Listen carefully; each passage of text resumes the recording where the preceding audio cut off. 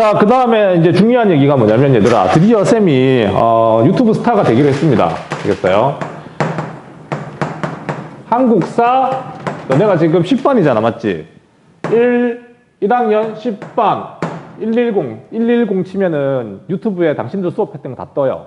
물론 리로에도 올라가 있긴 하지만, 알겠나? 올라가 있긴 하지만, 내가 올리기 귀찮아요. 일일이 링크 복사해서 붙이고, 그러기 싫어서 일단은 그냥 유튜브에 공개로 다 올려놨습니다. 한번 검색해보세요. 지금 한국사 110 치면은 너네 수업했던 게 다 나와요. 해봐.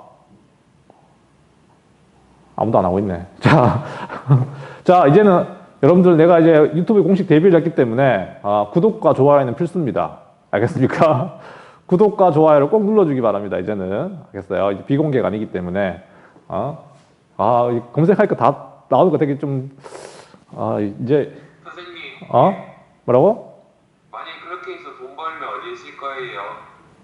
돈 벌면은 장학금으로 내려고. 진짜 안 돼. 장학금으로. 과자 사줄게. 내가 돈 벌어서 뭐 하겠습니까? 알겠습니까? 여러분들 과자 사줘야죠. 나오고 있죠? 저 봐라.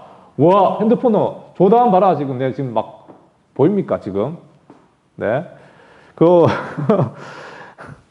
댓글은 못 달아요. 알겠습니까? 댓글은 욕할까봐 안 열어놨어요. 댓글은 그냥 냅두고, 그냥 좋아요만 많이 누르면 됩니다. 알겠습니까? 또 좋아요. 자, 하여튼, 한국사, 10 누르면 되고, 아니면 내 이름, 한국사 김병찬 치면은 전교생들, 나는 6반부터 10반까지 들어가니까, 6반부터 10반까지 수업했던 게 다 뜹니다. 알겠습니까? 그렇게 다 뜨기도 하니까 하여튼 뭐 다른 반 수업 들어보려면 해도 됩니다. 어차피 똑같은 내용이니까 뭐 상관없겠죠. 자, 하여튼 공부하기 바라고요. 4월달 다 된 거잖아, 맞지? 4월은 사실상 이제 3주만 더 하면은 시험 봄이라서 뭐 하여튼 이제 시험 공부 체제로 넘어가야 됩니다. 알겠어요? 3월달 어수선한 3월달 지나가고 아마 4월달은 열심히 달릴 거예요. 진도 뺀다고. 알겠습니까? 자, 그럼 따라오기 바랍니다. 오늘은 이모군란에 대한 얘기입니다. 지난 시간에 좀 하다가 끝났던 이 개화정책에 대한 반대운동의 핵심은 바로 이 이모군란입니다. 위정착사운동은 설명했어요. 맞죠? 뭐 중요한 거는 일단은 요 93페이지네요. 교과서 93페이지입니다. 지난 시간에 위정착사운동이 뭔지 위정착사운동에 대한 얘기를 좀 했고요. 요거는 얘들아, 요거는 지난 시간에 했던 거 그냥 1860년대 위정착사가 어떻게 진행됐으며 이건 딴 거 없습니다. 그냥 병량류, 신미양류 얘기였죠. 그 다음에 1870년대 개항 반대운동, 외항일체론을 주장했었던 최익현의 어떤 주장들, 강화도 조약 반대, 맞죠? 이런 거 잘 체크해 두시고, 그 다음에 1880년대에 이루어졌던 조선책량 유포와 함께 시작했던 유생들의 반발들, 이만손을 비롯하여 영남 만인소 사건, 이런 것들이 전개됐던 과정들, 요거 그냥 정리해두면 되는 거예요. 알겠습니까? 그거 얘기가 핵심이었어요. 그 다음에 오늘은 이제 바로 이모군란에 대한 얘기입니다. 이모군란. 일단은 이모군란이 왜 일어났는가, 알겠습니까? 왜 일어났는가. 그 다음에 중요한 건 얘들아, 이 결과야. 결과. 이모군란의 결과에 대한 얘기 쭉 할 거예요. 그래서 사실 이제 뭐 전개 과정 이런 거는 사실 너네가 자세하게 알 필요는 없습니다. 아까 얘기했듯이 중요한 건 이 결과에 대한 얘기거든. 알겠습니까? 요거를 좀 잘 외워두셔야 되는 거죠. 알겠습니까? 이걸 1882년에 일어났던 이모군란이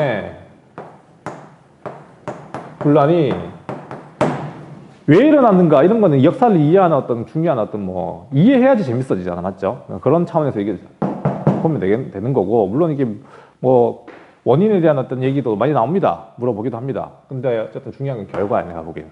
알겠습니까?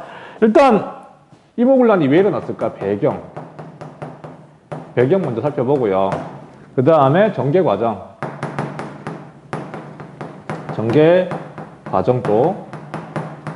한번 살펴보고요. 그 다음에 중요한 게 이 결과는 일단 우리의 어떤 주변 국가, 이게 우리 내부적인 일이었지만 사실 이게 내부에 머물지 않고 이제 본격적으로 청나라하고 일본이 이제 조선을 두고 경쟁을 하기 시작합니다. 그게 스타트가 바로 이 이모군란입니다, 사실. 그 우리가 강화도 조약 이런 거 이제 일본이 우리한테 접근하기 시작했던 시점이 그거라면 이제 조선을 두고 한반도를 두고 청나라하고 일본이 막 다투기 시작하거든요. 이게 됩니까? 뭐 결과는 알고 있죠. 우리가 식민지가 된다는 거. 일본에게 먹히게 되지만 청나라는 이제 주변에 있던 사대하는 나라들 다 뺏기게 되죠. 어쨌든 그런 과정의 첫 스타트가 바로 임오군란입니다. 알겠어요? 그 임오군란은 지난 시간에도 쌤이 개화파가 분화하게 된 결정적 계기라고도 설명을 했었고 도대체 이 임오군란이 도대체 무엇 때문에 일어났는지 그 얘기를 해보겠습니다. 결과 일단은 이 청나라의 태도에도 많은 영향을 미쳤고 그 다음에 일본에게도 영향을 미친 사건이니까 요 청나라와 일본이 임오군란 이후에 어떤 스탠스를 취하는지 이런 것까지도 한번 살펴보겠습니다. 자, 일단 이 배경 왜 일어났을까? 왜 일어났을까? 너네 이건 중학교 때 한 번씩 다 언급했던 내용이라서 계속 이게 수업할 때마다 중학교 얘기를 하니까 짜증나죠. 자, 짜증나겠지만 뭐 어떻게 이게 교육 과정이 반복되다 보니까 그런 거죠 뭐. 자, 일단 원인은 너네 들어봤을 거야. 일단은 두 번째 얘기부터 먼저 할게. 너네 이거는 다 아는 거야. 이게 신식 군대와 구식 군대에 대한 차별이었다. 이렇게 배웠을 겁니다. 맞아요. 그러니까 이게 직접적인 어떤 원인인 건 맞아. 구식 군대. 알겠습니까? 신식 군대는 그럼 뭐지? 신식 군대는 뭐야? 신식 군대?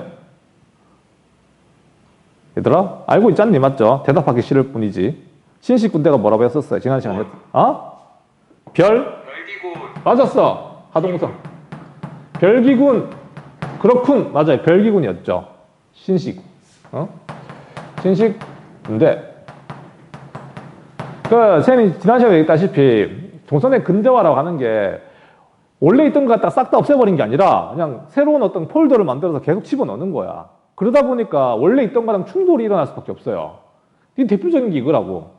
구식 군대는 그대로 두고 새로운 어떤 군대를 만들어가지고 막 투자를 하다 보니까 당연히 여기에 대해서 이 구식 군대, 알겠습니까? 오군영에 대한 어떤 차별 문제는 있을 수밖에 없었죠.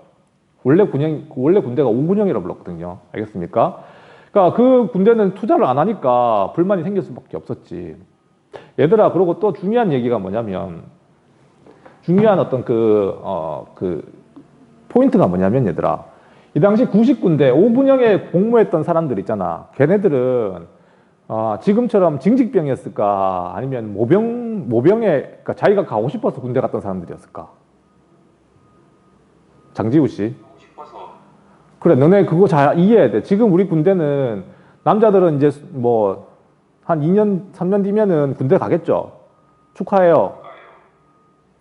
안 가면 영창 갑니다. 알겠어요? 잡아가요. 아무 이유 없이 계속 군대를 안 가게 되면 잡아가요. 알겠습니까?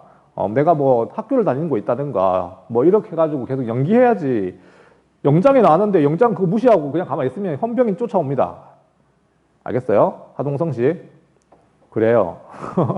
진짜 그렇거든. 그러니까 너네는 지금 의무병이라 가지고 징집병이야. 근데 조선 후기는 군대를 가는 대신에 군포를 냈다고 배웠잖아. 맞지? 맞죠? 그러니까 군포 가지고 이제 그런 모병들한테 월급을 주는 그런 체제였다고 사실은. 그러니까 다시 말하면 우리 이 당시 구식 군대에 공무했던 사람들은 월급 받는 애들이라고. 월급 받는 애들. 이해됩니까? 그런데 국가 재정이 어려워지니까 이게 별기군 창설하고 근대화의 모든 재정이 투입되다 보니까 개화 정책이 투입되다 보니까 이런 구식 군대에 대해서는 월급을 제대로 줄 수가 없는 상황이었던 거지. 이해됩니까? 그 교과서에 소개되고 있지만 자그마치 13개월치 월급이 밀렸대요. 13개월치 월급. 말이 됩니까? 너네 이게 이 사람들은 사실은 토지가 없어가지고 정말 하층민들이야. 하층민들이 군대 갔었거든요. 그 당시에. 당연하죠. 토지가 없으니까 군대라도 가가지고 돈 벌고 있었던 겁니다. 월급 받으면서. 근데 그 13개월치 월급을 주지 않았으니까 걔네들은 뭐 어떻게 살아갑니까? 당연하죠. 그러니까 결국 이제 뭐 월급이 나왔는데 교과서에 소개되고 있지만 그 월급이 이제 쌀로 지급됐죠. 맞죠? 몇 개월치 쌀로 이제 지급됐는데 그 쌀조차도 어떻게 해? 쌀조차도 썩은 거. 를 섞었습니다. 그렇지. 썩은 쌀을 갖다가 막 지급하고 이러니까 거기서 이제 폭발한 겁니다, 사실은. 그게 직접적인 원인이에요. 썩은, 뭐라 적어야 됩니까, 이거를? 하여튼, 미지급된 그 불량쌀, 알겠습니까? 불량쌀을 지급하면서, 이거 적을게요. 미지급, 불량쌀.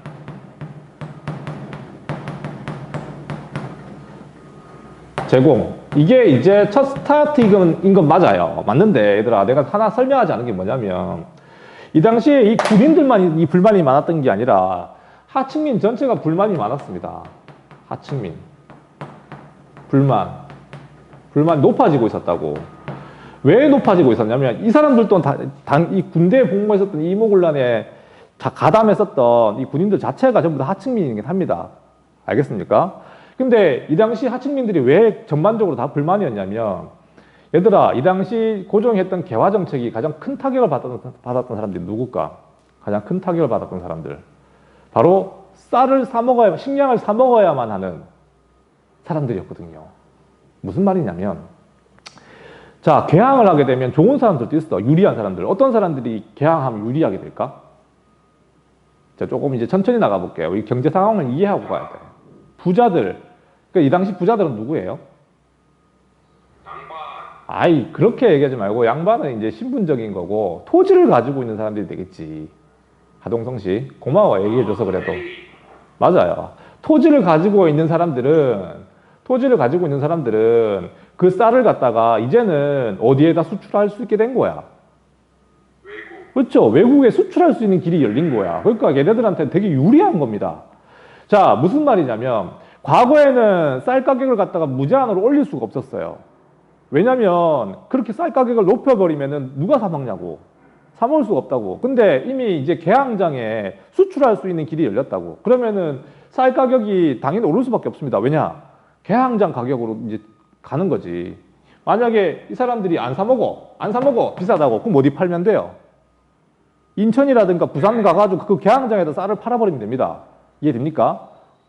이러되니까 이 식량 가격이라든가 이런 것들이 다 오르게 된다고, 물가가.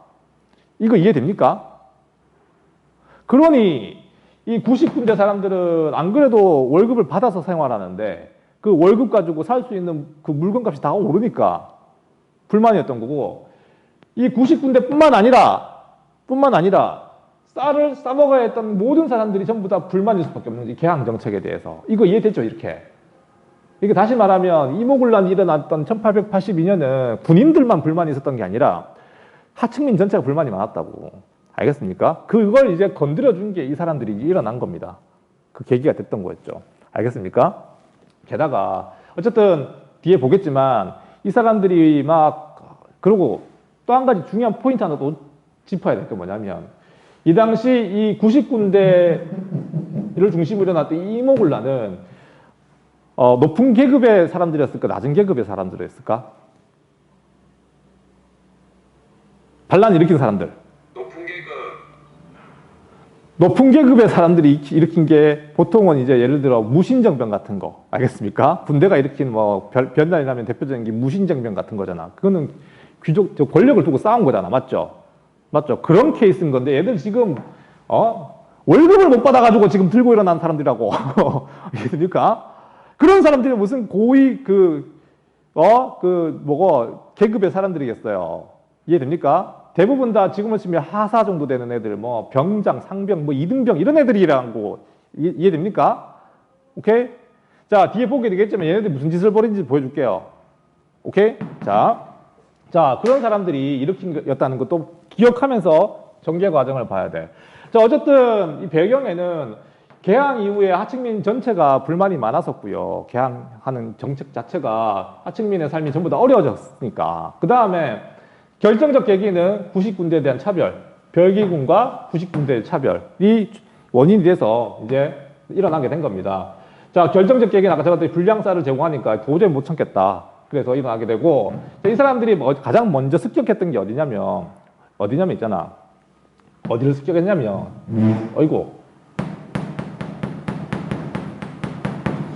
어디를 습격했냐면 선해청을 습격해요.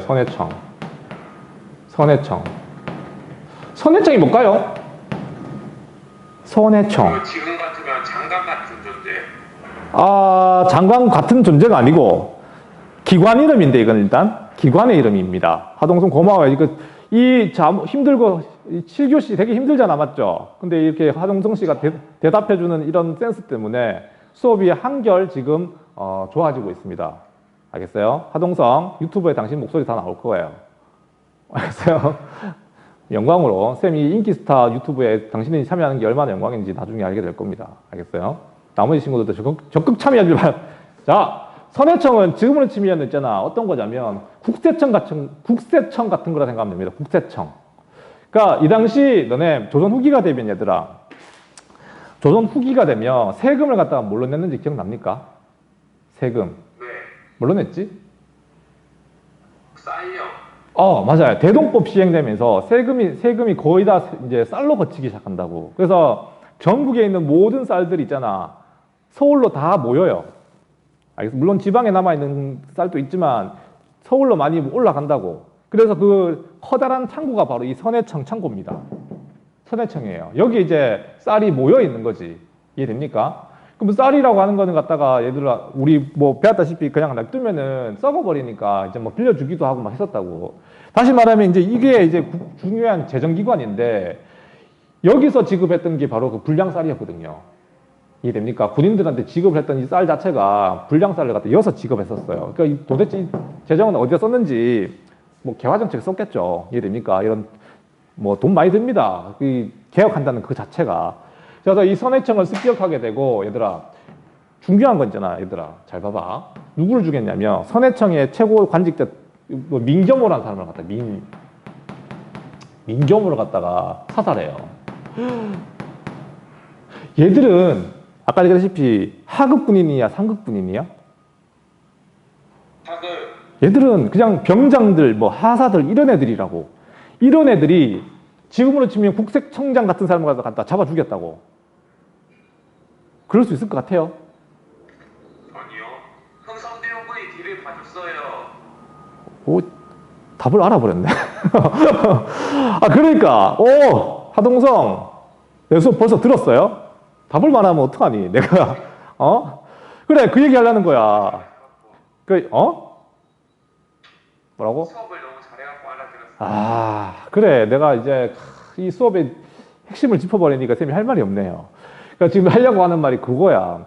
우리가 지금 이모군란을 얘기할 때 단순히 하급 군인들이 일으킨 난이 아니라 이거는 고종하고 그 고종의 정책을 반대했던 그 누군가가 싸우고 있는 겁니다. 알겠냐요? 그 주인공이 바로 흥선대원군이었거든요. 자, 또 봅시다. 그 다음에 이 하급 군사들이 일으켜가지고 또 뭐 했냐면, 어디에다 불을 불렸는지 알고, 이건 알 거야. 어디? 일본 공사관. 어디? 일본 공사관에다가 어떻게? 일본 공사관을 습격하죠. 맞죠? 그래서 일본인 교관들 막 쳐 죽이고, 알겠습니까? 그 다음에 이 일본 공사관은 일본으로 도망가고 난리가 났었다고. 이해됩니까? 자, 이런 사건이었단 말이야, 이게, 얘들아. 자, 하급 군인들이 너네 다른 나라 공사관 불태운 일이 쉬운 일이 아니라고. 이거 지 혼자 할 수 있는 게 아닙니다. 다시 얘기하면 이모군란이 하급 군인들이 저들끼리 한 게 아니라 누군가 뒤에서 봐주고 있었다는 거야. 그 사람이 바로 누굴까요? 그 사람이 바로 흥선대원군이었던 거지. 그래서 얘들아, 이모군란 이후에 누가 다시 복귀할까? 개화 정책을 실시했던 민씨 세력이 크게 약화되고요. 민비를 따랐던 사람, 민씨 세력들, 민자잖아, 맞죠? 아웃되고 누가 복귀했을까? 복귀. 바로 빠밤. 흥선 대원군이 복귀하게 됩니다. 빠밤. 아버지가 10년 만에 다시 나타난 겁니다. 알겠습니까? 아버지가 1873년에 권력을 잃어버리고 뒤로 물러나 앉아 있었는데 1882년이면 거의 10년 만이잖아요. 맞죠? 이모군란을 계기로 해가지고 다시 아버지가 내가 다시 정치하겠어 하면서 딱 나타난 겁니다. 이모군란을 계기로. 알겠나요? 이제 모든 기억이 좌초될 위기에 빠진 겁니다. 개화파들이 집권해서 10년간 해왔던 이 모든 기억들이 흥선대원군의 등장과 함께 좌초될 위기가 생긴 거죠. 실제로 통리기무함은 폐지해버리고 막 그렇게 합니다. 알겠습니까? 자, 이게 복귀하게 된 사건. 이게 바로 이제 이모군란의 전개 과정의 중요한 또 장면이죠. 이해됩니까? 얘들아. 자, 그 다음에 얘들아, 이거 중간에 쌤이 쓰고 가야 되는데 빼먹은 게 있어. 자, 이 결국 진압됐을까, 안 됐을까? 진압됐을까, 안 됐을까? 안 돼서 청의 도움을 받았어요. 맞아요. 오, 맞아. 진압이 안 돼서 청군의 도움을 받아. 지난해 해줬지? 청군의 개입으로 사실상 이거 진압은 되지만 어쨌든 이 개화파들의 어떤 개화파들의 입지가 크게 줄어들고 보수파였던 개혁을 반대했었던 개화 정책을 반대했었던 흥선대원군이 복귀하면서 이해됩니까? 복귀하면서 이제 모든 게 이제 개혁이 이제 좌초될 위기에 빠진 겁니다. 그런데 이제 결과로 가봅시다. 자, 청나라가 이렇게 개입해가지고 이모군란이 진압되면서 쌤이 지난 시간에도 소개했었어. 청의 간섭은 어떻게 됐을까? 청의 어떤 그 입장은 조선에서 어떻게 됐을까? 청의 간섭이 세졌어요. 맞아요. 청의 간섭이 크게 증가하게 됐다는 거. 지난 시간에 설명했던 겁니다. 알겠습니까? 그러면 구체적으로 청나라가 어떤 식으로 간섭했는지 그거 이제 적어줘야 되는 거지. 알겠습니까? 일단은 정치적으로나 그 다음에 경제적으로나 청나라가 조선에 많은 영향력을 행사하기 시작해요. 첫 번째, 정치적으로 아까 얘기했다시피 무슨 짓을 벌이냐면 얘가 이번에는 청나라가 뭘 하냐면 흥선대원을 어떻게 했을까? 대원군에 갔다가 어떻게 했을까? 쫓아내요. 납치해버립니다. 빠밤. 나타나자마자 잡혀가요. 자, 이게 뭡니까? 알겠어요? 아버지가 내가 정치하겠어. 딱 나타났는데 청나라가 너 잡아가. 그래서 너 나와. 잡아가 버렸다고. 자, 되게 흥성대원군 이 아버지 되게 뻘쭘하게 됐죠. 이게 됩니까? 자, 이거 봐봐. 정치 간섭이 심해졌단 말, 이것도 말하는 거라고. 조선 정치에 간섭하기 시작했던 겁니다. 청나라가. 다시 말하면 흥선대원군이 이모군란을 계기로 해서 등장했는데 동시에 청나라가 여기 개입하면서 청나라는 이 흥선대원군을 갖다가 조선의 집권자로 내버려 둘 수가 없었습니다. 이해됩니까? 그래서 등장하자마자 얘를 갖다가 납치해 가버렸어요. 왜 납치해 갔을까? 맞춰봐봐. 인질. 아니 인질로 아버지를 갖다 인질로 잡아가면 땡큐죠. 고종은 좋지 않니? 아버지를 잡아가버려. 반응이 있을 거 아니에요. 뭐라고? 아니 사람들의 반응 같은 거. 물론 그 고종의 입장에서는 아버지를 잡아가는 거는 그냥 그 혈육으로서 이제 잡아가면 안 되지. 근데 자기 자기하고는 전혀 코드가 안 맞는 사람이라서 자기를 다 방해해 왔던 사람이잖아. 잡아가 버렸어. 땡큐죠. 청나라 입장, 조선 입장에서는. 근데 청나라 입장에서는 고종을 흥선대원군을 갖다가 집권자로 둘 수가 없었어. 그걸 생각해봐요. 왜 그럴까요? 왜 잡아갔을까? 너무 약간 그 거래 같은 거 안 알려 해서 약간 쇠국 정치 같은 거 해서. 답에 접근했던 건 맞아. 우리 지금 방금 그 동성이가 얘기했던 게 되게 접근한 거 맞아요. 무슨 말이냐면 흥선대원군이 내세우고 있었던 게 쇄국 정치잖아. 맞지? 쇄국 정책이었고 일본하고 부딪히는 정책을 계속 쓸 겁니다. 쓰고자 했던 거야, 이 사람 사실. 개항을 안 하려고 하는 거잖아. 맞죠? 일본에 대해서 되게 적대적이고. 이해됩니까? 청나라는 이 당시에 일본을 무서워하고 있었어요. 그게 핵심이야.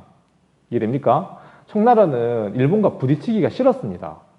자기 나라도 지금 개혁을 하고 있는 중이었고, 그 와중에 일본과 괜히 쓸데없이 부딪혀가지고 국력을 낭비할 수도 없으며, 그 다음에 일본과 부딪혀서도 자신이 없었다고. 이게 지금 청나라가 되게 위축되어 있는 상황이라고. 이해됩니까? 그런데 일본과 외교적 문제가 계속 생기게 되면은 골치 아픈 거야. 그래서 흥선대원군을 갖다가 집권자로 내버려 둘 수가 없었습니다.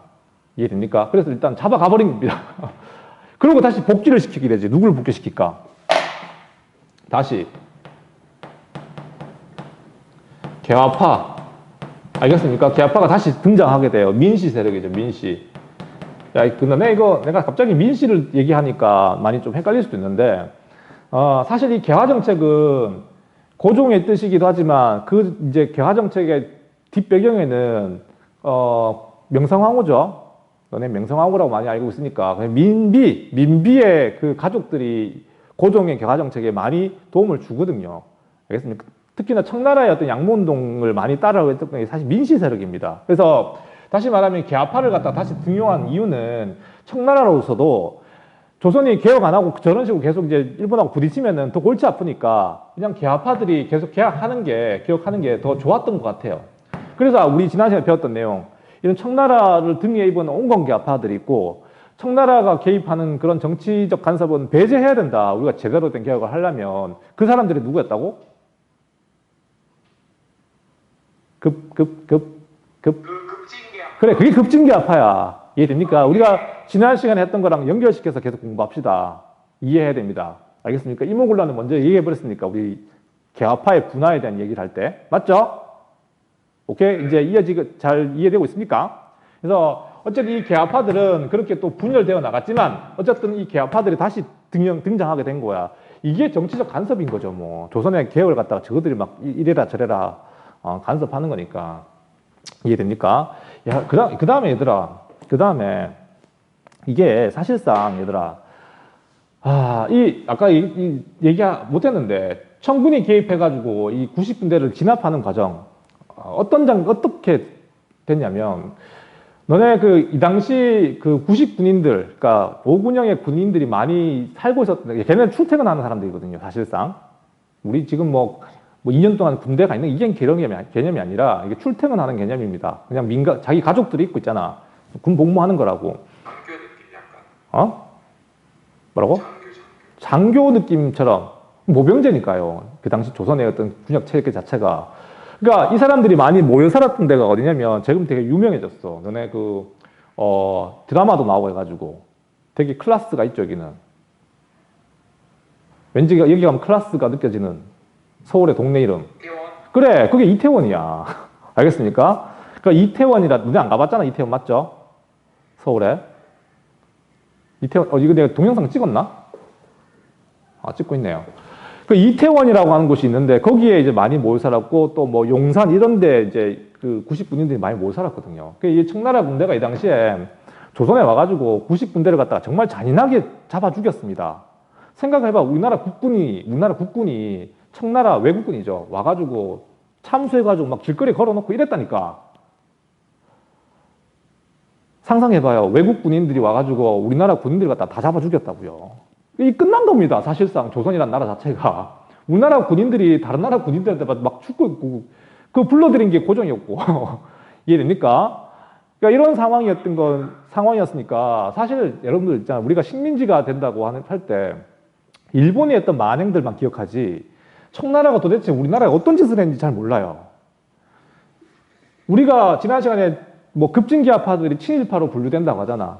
맞지? 걔네들이 일본을 갖다 끌어들였던 이유는 사실 청나라로부터 독립하고 싶었고, 청나라의 간섭에서 벗어나고 싶어서 그 외국 세력을 또 끌어들인 거 아니야. 맞죠? 그건 잘못된 거지만, 그 사람들이 뭘 추구했는지는 좀 이해해 봐야 된다고 하는 거지. 그 당시 조선의 상황은요, 사실 식민지화와 다름이 없었습니다. 알겠습니까?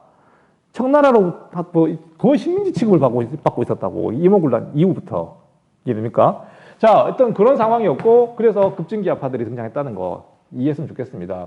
두 번째, 또 우리가 있잖아, 일본의 식민지가 되어가는 과정을 얘기할 때 뭐 이런 거 들어봤지? 고문정치, 그다음에 차관정치니 뭐 이런 거 들어봤지? 들어봤다고 해줘요. 나중에 이제 러일 전쟁 끝나고 난 뒤에 한일 의정서라든가 제1차 한일 협약, 일사늑약이죠. 뭐 제2차 한일 협약, 뭐 한일 신협약, 뭐 이런 거 너네 기억 안 날 겁니다. 지금 알겠어요. 나중에 나랑 할 건데. 그러니까 그런 과정 속에서 보면 뭐 고문 정치도 나오고 했었단 말이야. 그러니까 이 당시에 이미 청나라가 우리를 컨트롤하려고 외교 고문, 그 다음에 재정 고문을 막 파견해요. 알겠습니까? 그래서 우리나라에 왔던 대표적인 외국인이 누구였냐면 밀렌도르프라는 사람이 있었어. 밀렌도르프. 아하, 잘 모르죠, 이 사람도? 옛날